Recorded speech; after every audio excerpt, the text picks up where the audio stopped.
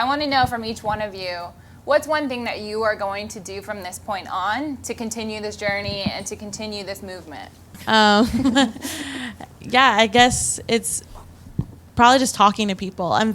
My family makes fun of me sometimes how intense I am about just what ideal beauty is and talking about just my different ideas. But like, I'll take the ridicule from them because I know it's a joke, but they know what I stand for. And so if someone wants to talk to me about it, they know that they can come to me and I will talk to them about it rather than just hiding because it's not socially acceptable always. And just, put myself out there to females that have insecurities, and let them know that, I've been through some stuff as well, so I know where they stand, especially high school girls. That's where the bullying is coming from. That's where, that's the biggest change. So, just putting myself out there, letting them know, and they have support here from us. Spreading the word and acting upon it. Like we said, tell someone, be sincere. Tell them you think they're beautiful. Spread that feeling, and eventually it will get around. Also, I think I'm going to make it like a conscious effort to every single day. 'Cause I'm a waitress, and I talk to a lot of people every day, and so I think I'm going to try to really at least one person a day, like give them a really genuine compliment, and tell them like, hey, I really like you're beautiful, or hey, I really like your bag, your shoes are really cute, or just like something, because it really brightens their day. And like maybe they're having like the worst day ever, and you just saying that could totally change everything for them, like just make their day so much better. So aside from boycotting all those ridiculous clothing brands that put women up half naked in order to sell jeans, seriously, Calvin Klein puts them up topless, wearing nothing but the jeans. I hate those pants. But yeah, just telling someone they're beautiful and meaning it, because no matter how gorgeous they appear in passing, like, they have scrutinized themselves in front of the mirror for hours, and they think they see a ton of imperfections that don't seem apparent to you at all.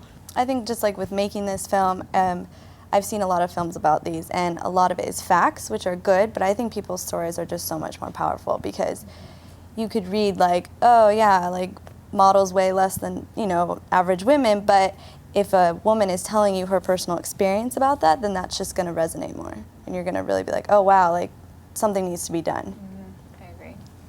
Yeah, I think ultimately the goal is to be aware of, like, when you watch things in the media, know that it's not inclusive and it may not include everyone. You just have to think critically about it and be aware that it's not always real. Yeah, I agree with both of them. I think stories are extremely important. I think getting to know people is extremely important, and there's always more to someone than when just looking at them.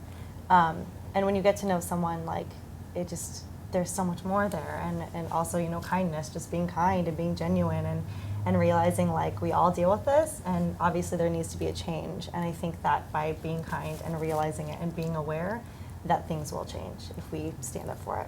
I think that, the media has had a huge effect on my life and how I've viewed myself. And it's been a growth pattern for the last few years, being surrounded by all the women at Healthiest New Skinny and everything like that.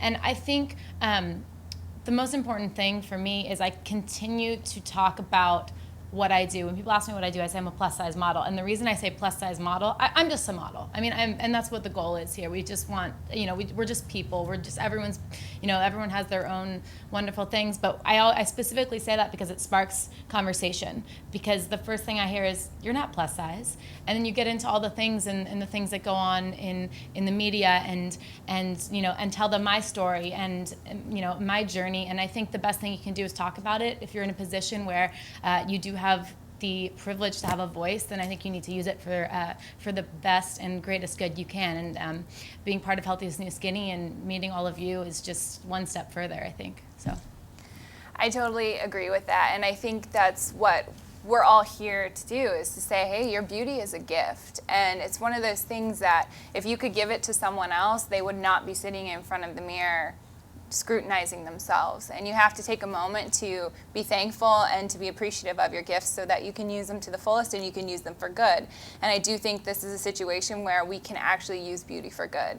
And so that's one thing that we're working to do, is to inspire girls by sharing our stories. And I know I'm going to continue to do that for myself.